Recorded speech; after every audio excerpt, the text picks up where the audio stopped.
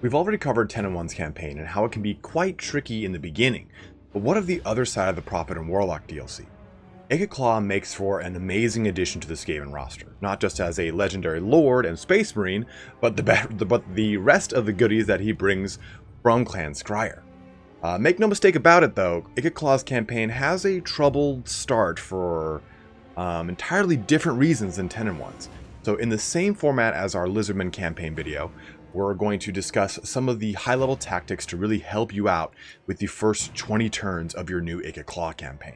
To bring up some points that were brought up in the last video, this is indeed on hard difficulty, and if you do decide to play very hard or legendary, these tactics will very much apply, but you will need to worry about public order issues, faster growing AI, and more challenging rituals, of course. But with that being said, let's get into some of the goods of the early campaign. Here we are on turn 1 of an Ikit Claw campaign, just started this bad boy up. So you have a lot of things you can do in turn 1 to kind of get ready for turn 2. That first thing is taking your Warlock, embedding him into this. The nice thing about Warlocks is that they increase the mobility of your characters. You can see right here, it increases their campaign movement by 10%.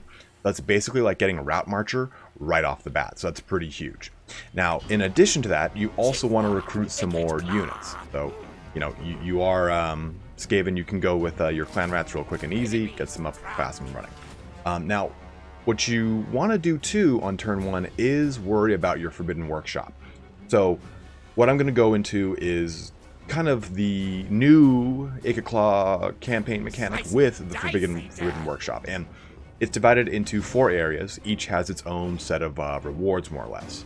And the resources that are used are warp fuel, which is generated by hero actions, battles, quests, and upgrades from the workshop itself. And then the other is, well, food, you know, how the entire Skaven society runs off of it. So we all know how to get that. You get it from captives, and you even can see exactly how you get it here by just looking at this this tooltip. It'll show you what is producing it and what is consuming it, so you have a really good idea of what your food looks like per turn. So what I'm going to go into real quick is each one of these categories, and I'm just going to talk about some standout specializations or upgrades that you can choose. I'm not going to go through each and every single one of them, but just at least the ones that I think are the most worthwhile. You do want to get to the end of the line here, because each one of them grants a regiment of renown that is kind of, you can kind of compare it to the blessed spawnings of the Lizardmen. It's a free regiment of renown that comes built into the Skaven campaign, more or less, with a little bit different characteristics than, I guess you could say, blessed spawnings. But we'll talk about each one of these regiments of renown too, and how they differ from their standard counterparts. So with the Doomflayer, the standout ones for me are, where is it? Warp Spark Plugs. Where are you? Warp Spark Plugs. I'm sorry, Obsidian Alloy. I was looking at the wrong note. So Obsidian Alloy is my my go-to here. I like that bonus to weapon strength and to melee attack. These things already do a ton of damage, and the fact that they have a nice high armor to begin with, and they have a very small hitbox, I don't worry about their defense as much. I just want them to do a lot more damage. In addition to that, I like Warp Flares a lot because the passive ability to have it constantly spamming Warp Lightning in melee is very, very strong. It's very similar to the Thunder Swan's ability that just kind of strikes down lightning around him. So, really big fan of that one. Then Spiked Armor Plating is good as well, because it gives him a ward save. Now, ward save, of course, is damage, physical and non-physical damage. So that's why I like ward save so much more. Also, you get the nice caveat of some melee defense, so you can't go wrong there. In addition, I like Propeller Knife Blades, because this grants Sundered Armor. I'm a huge fan of that. And, you know, you also get a missile resistance, but again, it is very hard to snipe these guys out. The Regiment Renown here, though, are the Black Hole Flayers. Now, these guys have higher leadership, melee attack, and melee defense than their non-Regiment Renown counterparts, so pretty much you're getting a very nice buff to their defense, and also I believe you get the ability to cause fear. I have to double check that with the tooltip, but for the most part, you're just getting a better stat line on these guys, which is, I mean, they're already very strong to begin with, so huge fan of that. Now let's jump over to the Doom Wheel here. Oh, do be mindful of the other upgrades on this list. So as you progress forward, you will unlock more and more upgrades. And you also have to worry about the overall levels of your workshop. And you progress those levels by purchasing upgrades. Kind of obvious, right? Kill 1,000 enemies in battle, ensure that the following buildings have been constructed, and use a Doom Rocket in battle. And each one has got its own level of upgrades required to get to the next level. I'm sorry, not upgrades, but its own criteria to get to the next level. And that will unlock, of course, these levels of upgrades. So you can see 2 is right here, and that's gated. Then 3 and 4 will unlock as well. So as you progress the workshop, so do your upgrades unlock for you. And then as you choose these upgrades, you'll get these abilities at the bottom here. So you can alloy shield, which is an armor piece that you can apply to any one of your characters. A weapon here, retractable fist blade. So you can essentially become an assassin from Assassin's Creed. In addition, mechanical arm, rare. So these things kind of stack up and you get a nice bunch of different items here, of course, culminating in the Regiment of Renown. Now, the Doomwheel standouts, again, now this is where Warp Spark Plugs is. So there you go. It allows you to have a massive cooldown reduction on Warp Lightning, and there is an exploit right now where you can couple a lot of things together, so you can do a lot of extra damage and basically be able to spam Warp Lightning nonstop. I didn't really think that route because I didn't want you to go the cheesy route, but I really like the ability to use Warp Lightning as much as possible. It is such a strong ability, and it's got a nice upgrade to its graphics, so it looks even cooler when you use it. Huge fan. Now, you have 2 options here, and again, there's not necessarily options, they're in 2 different levels here. But Superconductors I really enjoy because it gives you a further increase to your bonus versus infantry and a nice 12% chunk increase to your weapon strength. Huge fan. You also have Warp Capacitors, which gives you double shot. So basically, anytime that thing shoots, it's going to shoot more actual projectiles out, so it's pretty cool. And its damage is already pretty substantial. And when we take a look at the Regiment Renown version, or even Ikit Claw's version, you'll be shooting way more high AP weapon strength damage from the actual shots of the Doomwheel itself. Now, in addition, I like Skaven Slave Grease. Where are you? You think I'd have a better idea? Oh, there's, aha! The first one, the first level. I knew I had one for level 1. And this just increases melee defense. The Strider for Doomwheel is nice and all, but the melee defense I would rather take over armor any day, because armor you can cut through with AP. Melee defense is your chance to be hit, versus melee attack, which is your chance to hit. So I like melee defense over armor, which I think you get with meat shields. Yeah, so that's why I chose that as my level 1 ability, just to kind of help justify that. And of course, you get your abilities here. Modulated Doomwheel, your Warp Lightning Battery. Now this is, if you really want to go the cheesy route, you get Warp Spark Plugs, you get the Warp Lightning Battery, and then there's an ability on Ikit Claw himself that helps out with the Warp Lightning that we'll go into in a little bit. But then the Warp Fire's Wheel is your Regiment Renown here. Higher leadership, melee attack and defense, weapon strength, and regeneration. So that is pretty awesome there. And you get, again, a nice increase to your weapon strength. Everything, for the most part, is going to have a leadership, melee attack, and melee defense bonus on this Regiment of Renown version of them. So expect that as we talk more about these. But that regeneration is huge. Is huge, huge, huge, huge, huge. You can pull this thing out of combat, have it sit away, and have it regenerate health on its own. With not a lot of ways to heal things in the Skaven army, especially something like a Doomwheel, that's a great boon to have. Let's kick into the weapon teams here. Now, I'm not going to go into every single one of these, but pretty much the ones I like per each unit. So onboard waste compactor for the Rattling Gun weapons team is huge. It basically just gives them unlimited ammunition, and that is rad. Rat Eye scopes for the Warplock Jezzails, my go-to. It gives them hawkish precision, which is awesome. Also increases their AP damage, which is also substantial. Now for the Warp Fire throwers, I actually don't use them a whole ton, but if I were, I would go for moisturized pumps. Concentrated Flame is absolutely hilarious on these guys. They do so much more damage with it. I'm stoked on it. So if you do find yourself going for Warp Fire throwers, that's the way to go. It is the level 3 unlock, so that is kind of a little bit of a bummer. But again, I enjoy it for what it is. Now let's take a look at the Regiments of Renown here. So we've got the Doombringers right here.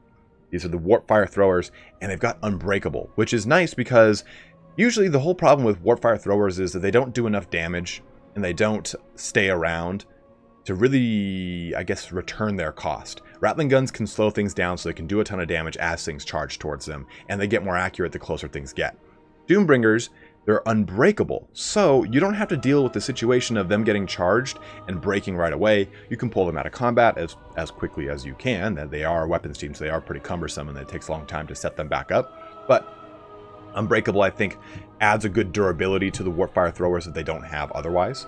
The Eye Takers are your warp block, Jezzail's special regiment. I call them regiment right now. I guess it's the easiest to call. Now, their missile damage thing blinds things, which is minus a reduction to melee attack, a reduction to their accuracy if they're a ranged target, and their melee defense, which is really, really good to use in conjunction with Natty Buboes, or just any other unit that's trying to charge into, say, a Lord, or a specific firing squad that you're trying to hit with a Doomflayer. Eye Takers are just, they're really great at hitting hard targets and making them way weaker and easier for your units to take apart. Could not recommend them enough. In addition, you get melee defense, leadership, and a higher weapon strength as a whole, so that always is kind of nice. Now, your last item here are your Death Dealers. Now, these guys don't seem like they're any different at all. If you were to just look at this tooltip, you'd be like, great, what the hell's the point of these? Well, they have 124 more missile damage weapon strength, so that is massive. In addition to that, they also have 30 more range on their guns. So these things are firing at such a long range by comparison to their normal Rattling gun weapons team that it's great, because you can layer these next to, or behind, no, not really behind, but it has to be on a hill, your other Rattling guns, so they can slow things down.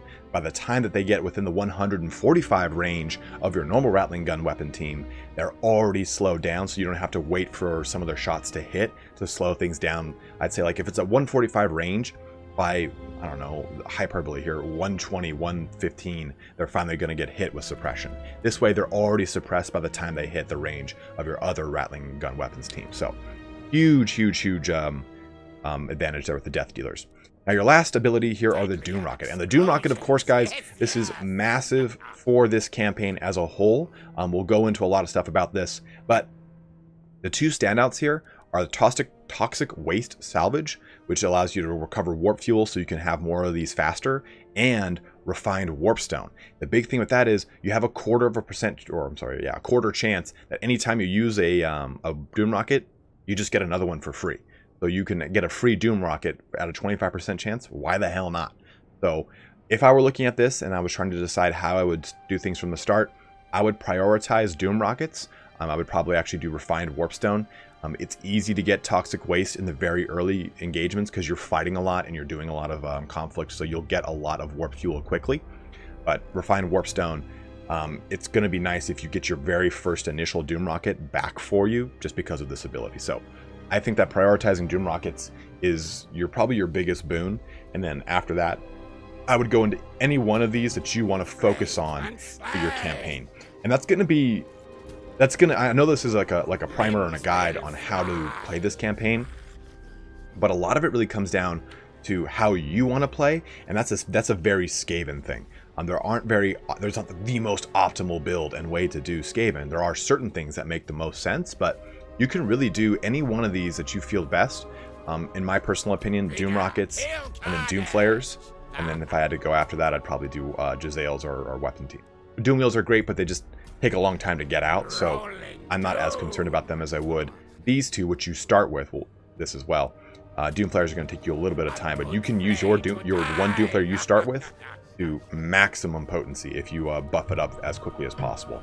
And to be honest, I didn't even touch Doom Rockets. I just went right into Doom Flares with my campaign, but I want to give you guys at least like a good idea. So that's going to be our turn one here. Would end that, and I didn't even choose my upgrade, so apologies there. Again, just to reiterate, this was brought up quite a bit in the Lizardman campaign. I only do auto resolves when I'm showing you guys this stuff because I just want to get to the meat and potatoes of what we're talking about. Oh, Vampire Coast is making this little move here, and I'm going to press auto resolve. We might actually here. I'll jack this up, see if we win it. Okay, we won it, which is cool. Again, I don't recommend auto resolve at all. Especially Skaven, I do not recommend auto-resolve. Skaven have a very temperamental auto-resolve, and your success rate is actually due in part by the menace below that. You saw me jack up the food all the way. If you do that as well, it'll help out your auto-resolve, but the auto-resolve is super bugged for Skaven, so try to stay away from it as much as possible. So, I was going to talk about that though, so that's fun to bring up. Is that our first movement would have been to attack those pirates had they moved like right here. The nice thing is about Skaven is you're always in stalking stance, meaning you always have a chance to ambush anything anytime you attack them or you get attacked. So you always have that nice likelihood. So you have to be mindful of that because you can use it to your advantage quite well. Now, obviously, the very first thing we want to do here, move to the Fuming Serpent. We want to take that over right quick. Might as well just use food, pump it up to level 2. Colonize it. Science, sorcery, and we have gotten our first province. Now, my biggest one to do is exploitative planning. A lot of people will tell you go the growth route. It might make the most sense in the beginning. I just like food, and we'll talk about why I like food and Skaven corruption towards the end of this video when I go into some details about how to build out your settlements. I go into detail about those two factors in specific, so we'll talk about those in just a little bit, actually. But you can choose whichever one you feel best fits you. People like to say growth, so that way you get your buildings up and running faster. We'll choose that here so we can expand quickly. But I would always say that you want to focus on Skaven corruption and food as much as possible towards the later portions of the campaign, maybe turn 20 and up. From here, let's go ahead and zoom out a little bit. Your next plan of attack is going to be to take the mouth of Corveza. That is your first objective. Now, the reason is you're going to have exotic animals in both those locations. We'll talk about that in just a second. Then you'd be moving south, take the Altar of the Horned Rat, marks of the Old Ones. This is going to get taken over by Lizardmen more than likely. And then you're going to push south actually into Skrulk's territory. Around here you'll see another city with pastures on it. I can't think of it off the top of my head. Then you'll push south here. This is Lonsec. Lonsec also has pastures. So if you do pretty much start here and you move in this direction, you'll be able to secure a lot of the southern portion of Lustria. At Hunter's Jungle, Colchian Plains. You don't want to get into a conflict with the Dark Elves. In fact, you should kind of just keep them to their own, leave them to their own devices. You will eventually have to deal with Luther Harkin. He will push south into you very quickly into the campaign as soon as he deals with the rebels. So you do have to be mindful of that. But your big strength is you have lots of income. Like it's ridiculous. You can see turn 1, we already have 1800 a turn, and we have almost a full stack. So once never mind. I thought we had this built up way more. I forgot we auto-resolved.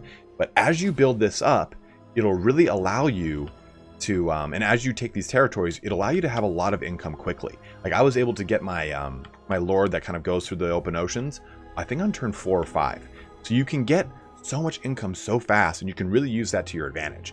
All Skaven campaigns, though, rely very heavily on food, so that needs to be your biggest priority. You can see here that the penalties for not having the proper amount of food are massive, especially when you get into the starving for food situation. Like that is huge. That is absolutely huge. But when you have plentiful food, it's such a huge bonus between public order and growth. And that public order is going to be huge for the amount of Skaven corruption that I plan to have you have in your territories. So with these exotic animal locations, you get access to this exotic animal market, which generates food for you and a trade resource, which is going to be good for income, and the trade resource itself will be good for trading with the Dark Elves. Now you'll have got the option to trade with Lokir Fellheart right here in the Mangrove Coast. Right there. You can send a lord north here to get some more Dark Elf trading agreements over here, and you also have Dark Elves over on this portion of the map. So you have a lot of Dark Elf trading partners you can possibly choose. If you want, you can kind of like foray over to this portion of the world and see if you can get some other Skaven to be your trade partners. But these two Skaven, I think this, which clan is this? Clan Spittle and Clan Pestilence, I would just take them out. I wouldn't even bother trying to confederate with them. You can, but it's very unlikely. Your biggest thing is you want to get access to these two exotic animals. You want to get the one pasture over here and the one pasture over here, because those other pastures will then give you even more food. And that food, again, guys, is going to be massive because it's going to allow you to do so many of your workshop upgrades. It's going to allow you to spam Vermintide via Skaven corruption. So it's massively important for you. So really just focusing on taking your first two cities first, then swap your slaves out for more Skaven clan rats. Slaves are great to kind of help start out, but you don't want them in your party for a long time, or I'm sorry, in your army, an RPG. You want to get just, I guess, a little bit more durable and reliable Skaven's clan rat, as mildly reliable as that can be. But again, your best diplomacy options are going to be on Dark Elves. Try and beat Lokir Fellheart 2's Lansec. He'll be trying to vie for it as well. You want that pasture as fast as possible. One other note, though, is Undercities, and they're pretty tricky. I'd establish them in either locations away from any intended expansion route or my allies, to be totally honest. I mean, that sounds shicey, but you're a Skaven, and you're basically like a rat pirate, you know? Take nothing and give it all back. Shit, that's not even the fucking saying. But my point is, if you don't expand over here to the Dragon Isles, or the Turtle Isles, where Teclis is, put an Undercity. You've got Kalita, put an Undercity. What my recommendation is pretty much use this wall to your advantage. You can hop over it quickly with the underway, so I would just pretty much make this the border of your territory and expand and take everything in the inner portion or the interior of Lustria. I would make this my my empire, because you will deal with a lot of situations with the Lizardmen war coming at your way, and you'll have to deal with them from this direction and from this direction and from this direction. So if you really kind of mitigate that by taking out 10 and 1 down here and really maintaining the interior, you're only going to have to deal with them from one direction, which is going to be the Isthmus. So that's the kind of vie I'd say is take over the Headhunters Jungle, River of Querza, the Kolshan Plain, and really cement this whole region. And then from there, just deal with stuff as it comes your way in this direction. You do have the rituals to deal with, but let's take a look at what this campaign looks like when you've gotten a little bit further in the campaign. We're at this point, and then we're going to talk about how I would build up your individual lord, how you would build up your cities, research routes, what kind of rites make the most sense. So that's when we'll get into, I guess, a little bit more of the nitty-gritty of the campaign. But so here we are on turn 26. We've taken over the altar of the Horned Rat already, and we're already kind of making that push south towards Lord Skrulk's territory. Now, one thing I didn't talk about in the last portion of the video, but I think it's so important, is you always want a Doom Rocket in your back pocket. It didn't mean for that to fucking rhyme, Jesus. But it can really make particularly messy battles a one-sided one for you. You don't want to use them all the time, but when you're going to be up against a siege where you are kind of stacked against you, use the Doom Rocket. You'll neutralize anything. You can look at my income right now too. I've already got 12k. I've got 1100 a turn. I just recruited a second lord and I'm boosting him up. So, I mean, this is turn 26 and I've got a disgusting amount of income coming my way. So, again, be mindful. You're going to be making a lot of money and you can really afford to get lords out quickly and you can expand quickly with those lords. So let's go into some stuff about how to kind of fine-tune your campaign as you push beyond turn 20 or just as you're building up into turn 20. So we'll go about the building setup first. We'll go ahead and look at this as a whole. So this is trickier than most. You know, when you're taking a look at kind of a standard, more regimental style army, like a High Elf army, or even the Lizardmen for in a lot of cases, you have just like a pretty simple formula, right? An income building, a growth building, and then or a unique building, and you can knock out the growth building and make a defense building when the time comes. It's not so cut and dry with the Skaven. So minor settlements, you want Rattling Warrens. Like, that is a given, right? You want that growth building. It gives you access to Ferocious Plan, gives you some income as well, and it gives you Skaven Corruption, which is, again, huge. In addition, you'll also want whatever unique resource you have. In this case, we've got the exotic animal markets, and in all your minor settlements, you should probably have exotic animals or pastures if you follow the route I've kind of dictated for you. In addition to that, you know, occasional scrap heap here and there won't be a bad idea. It does give you a nice amount of income. It reduces your income costs and increases your local recruitment capacity. You do have to deal with the untainted of it, though, and that's not that bad as long as you're at least outweighing your untainted with the amount of Skaven corruption you've got. Now, for your major settlements, like Star Tower here, you want to focus on stuff like the Taskmaster's Bell. You want to get one of those immediately. That'll unlock, of course, your the Ruthless Plans technology line. In addition, slave wheels. Every single one of your major settlements, or I'm sorry, the provincial capital, should have a slave wheel. It just gives you so much. At the very top end, 100% income increase, gives you Skaven Corruption, gives you food generation. So It's massive. I can't emphasize that enough. In addition, you want to get into tier 3 buildings like the Construction Cavern ASAP, especially if you're going a very Clan Scryer route. You'll get access to Light Claw catapults and then Warlock Engineers, but you want access to those Doomflayers as quick as you can get. And you can see we're already in a tier 3 city, so we'll be access to those, to the Warp Forge, as soon as we actually build a Construction Cavern here.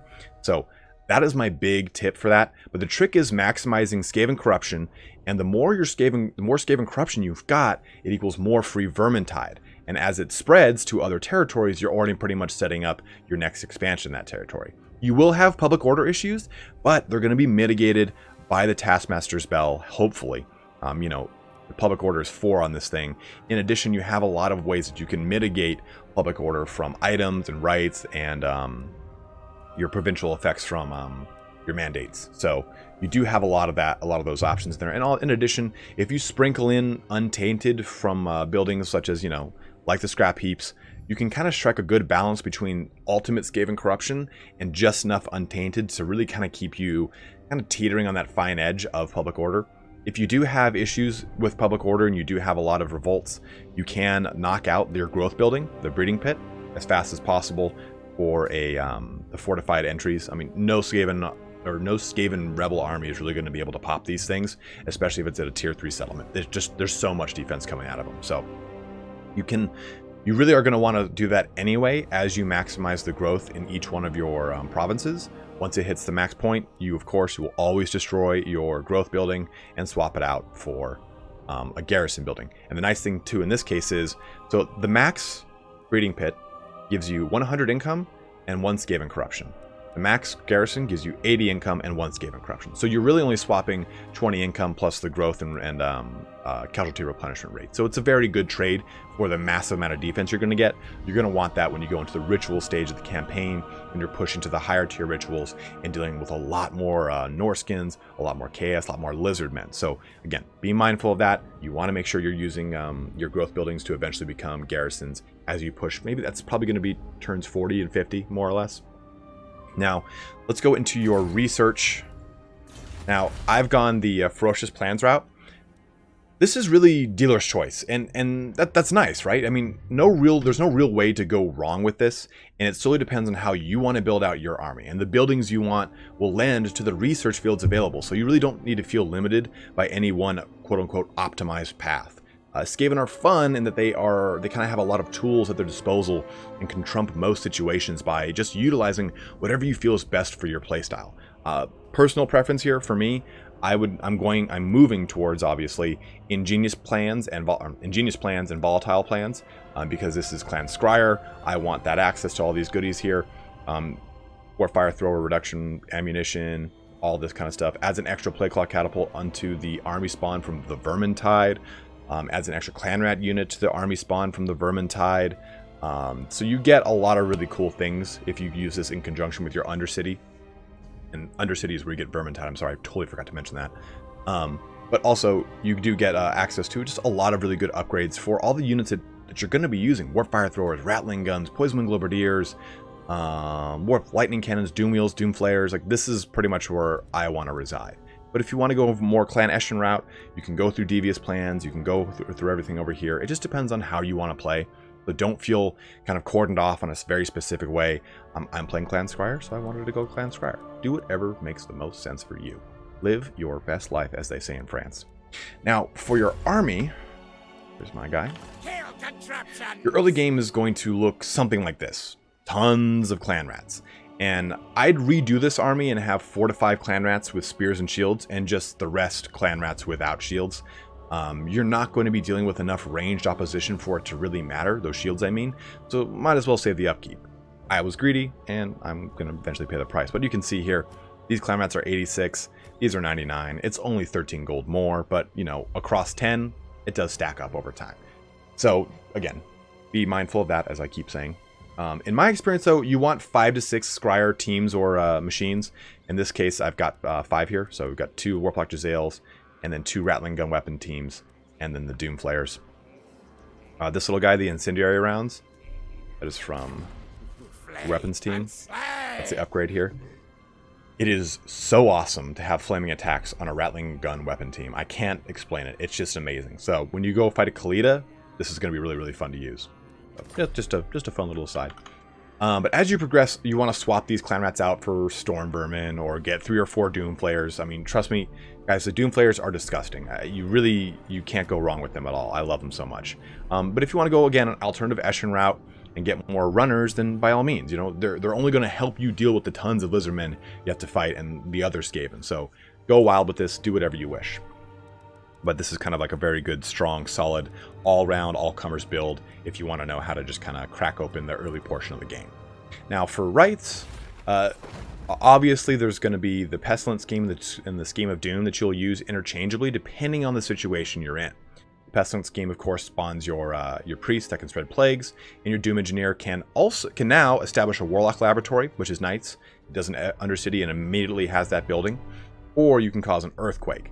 Now, the Earthquake is probably more preferred, or I guess, yeah, more preferred depending on the situation you're dealing with, and more often than not, you just want to crack open a wall, so I would go with the Earthquake. But if you want to use this guy to go send him, you know, on a wild trip to go set up a Undercity, you can definitely do that. It only costs you 800 gold to summon this guy. It has a 30-turn cooldown, so that's why I say you're more than likely going to want to be using this to crack open a very hard capital city or something of the sort. Now, the one scheme that I think is the most important on this list is the Dominating scheme. It gives you a mass amount of public order, growth, and food per turn. Also, you get a reduction in your recruitment cost. I mean, you can see that I'm coming off of cooldown of using it. You have to use this thing all the time, in my opinion. It does have a 15-turn cooldown, and it only lasts for 5 turns. It does cost 3,000 gold, but it's going to give you a nice, consistent kind of overlay on your public order. You're only going to have a 10-turn gap in between this thing not being up, so you can at least rely on this helping kind of curve all that Skaven corruption you're going to be dealing with. That's my takeaway on Rites. Now, one of the last things I want to go into here is how to really do the skills for Ikit Claw. And this is going to be very reminiscent of 10 and 1 because he is a hybrid lord. Well, hybrid-ish. He is a master engineer, so it's kind of a weird situation. But again, the same kind of route as we took for Ikit Claw, or I'm sorry, for 10 and 1. Focus on your spells first till you get to this first line fixed up. You pretty much want Warp Lightning, Musk of Fear, 1 point into Howling Warp Gale, and then points into Death Frenzy. I find Scorch completely useless for almost any situation. If you like it, do it. Swap out whatever you want, but in my opinion, Scorch isn't as worthwhile. As you kind of progress down the spell line later, Evasion, all into Crack's Call, Skip, Skitter Leap, Jesus, and then Earthing and Magical Reserves to Arcane Conduit. That's your spell line. But if it were me, I'd put my first 5 points into these 3-4 abilities. Max out Warp Lightning too, because it's so huge. And then you're going to want to use either your blue line if you're a little bit more advanced, or your red line if you want at least a little bit more insulation in your army and you just don't want to rely so heavily on your own micro or whatnot. This will boost up your capabilities of your army. Although turn 1 or your level 2 should always be Route Marcher. It's going to stack with your Warlock Engineer, so you'll get plus 20% campaign movement. That's massive. But for the red line, I would focus mainly on Blastmaster. This is going to increase your Warp Fire Thrower, ammunition, reload time, your Rattling Guns, your Warp Ales, all the things that you're going to start with. And then I'd get into Engineering Skill. Or do Engineering Skill first. You get armor bonuses, ammunition, reload time reduction, and charge bonus to both Doom Wheels and Doom Flayers. And you start with Doom Flayers and get more quite quick. Outside of that, when you're talking about the blue line, Ancient Cunning is massive. Remember, you're always in an ambush stance with Skaven, so you get a massive 30% bonus to your ambush chance. That's huge. You're almost always going to ambush things if you get this maxed out as quick as possible. That's why I say do blue line before red line, so that way you always have an advantage in almost every fight. Outside of that, I would go for Looter. This gives you income from looting settlements. You're going to be doing that anyway. You're Skaven. Not everything needs to be captured and occupied. You might as well loot things to get some more food. After that, Draft Master as always, Lightning Strike so that you can pick apart double stacked armies that you're going to be dealing with a lot when you get into the more intense ritual campaign. Quartermaster to reduce your upkeep, because as you build more armies, this is really going to be helpful for you because it's going to vastly reduce Ikit Claw's army, which is going to be your probably go-to biggest, baddest army. So get that upkeep down significantly. than Renowned and Feared. All this is dependent upon what level you are, because as soon as you hit level 10, you're going to want to go for this. And we talked about how you can really spam abilities with Ikit Claw. And where is it? Second Wind Serum is what allows you to pretty much make him otherwise completely immune to stuff. So if you want to use this in addition to your the Warp Lightning spam ability, you need this ability as well. I can't remember, there's another synergy with it. You can look it up online pretty easily, but this Power Overload is huge. Cooldown reduction 20% to all spells. I mean, this thing already gets a minus 50% cooldown reduction to it when you upgrade to level 2. That, I mean, it's just a massive amount of Warp Lightning you can pour out, and it does so much damage to any unit at all. I love it so much. Warp Tech Academy is nice, keeps your Warlock Engineers and Masters happy. This is great, improved Warp Stone Detector, because it gives you way more Warp Fuel per battle. The very latest thing gives you Concentrated Flame on this bad boy, which is awesome, and missile damage. You can already see he's got a significant amount of missile damage, so it's huge. And optimized production gets you a nice ability to get more Doomflayers and Doomwheels out faster, and that again is massive. Then obviously Doomsday Scientist will replace his Brass Orb with a stronger Brass Orb, and I already love Brass Orb, so massive. I would definitely get either one of the Doomwheel or the Doomflayer as fast as possible. You can't go wrong with either one. The Doomflayer is very strong, as I keep illustrating, but the Doomwheel, of course, is just disgusting. 237 missile damage out of this thing. Whoo! Very nice. But that kind of concludes all of our... You want to get Storm Demon too, as soon as that unlocks. That concludes all of our abilities here for Ikit Claw. Again, if you find anything that you want to do, go ahead and do it. Like, if you think you want to have stronger clan rats, make that your priority. This is not an optimal way to play. It's just what I feel is a very strong and very easy way to get past the early campaign if you're very new to this, or if you're struggling. As you get more familiar with the game, you can really kind of pick and choose which one of these abilities you want to focus on the most. Maybe you want the ultimate Space Marine Ikit Claw, so you go down this portion of your yellow line and really buff him up. You have a lot of tools at your disposal. I keep saying that because it's so true about with Skaven, is how kind of crazy you can get with their abilities here. There you have a quick crash course on your first 20 turns with Ikit Claw, and I find his start not easier than 10 and 1, but rather different with its own set of challenges. You know, you don't have a very clear path to a large first province outside of the initial one with the Fuming Serpent and the Star Tower. So you really have to kind of pick and choose your battles. Your expansion route is not so clear cut and not so evident. You also have much more income per turn than 10 and 1, so it allows you to be a bit more reckless with your army, you know, the Skaven way.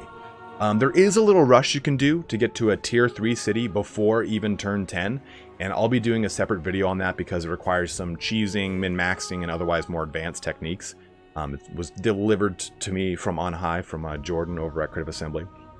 But this video is meant to be a primer for your first foray into the Under Empire at the head of Clan Scryer. Remember, you might have an entirely different approach to this campaign, and not only do I encourage that, I expect it. I want to hear about your adventures with Ikit and how you've mastered these first few turns. If you have any questions, please feel free to comment below. If I don't get to it, I know any of the more knowledgeable players will as well. But as always, guys, thanks so much for watching. Have a good one, and take care.